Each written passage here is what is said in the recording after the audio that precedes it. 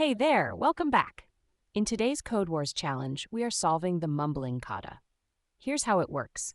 You are given a string, and your task is to transform it so that each letter in the string is repeated a number of times equal to its position in the string.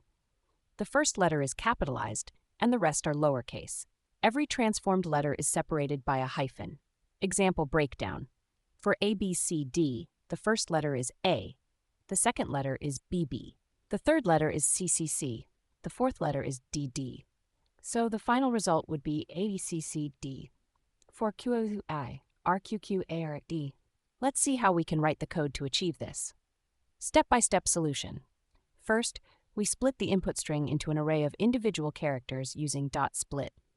Next, we use .map to go through each character.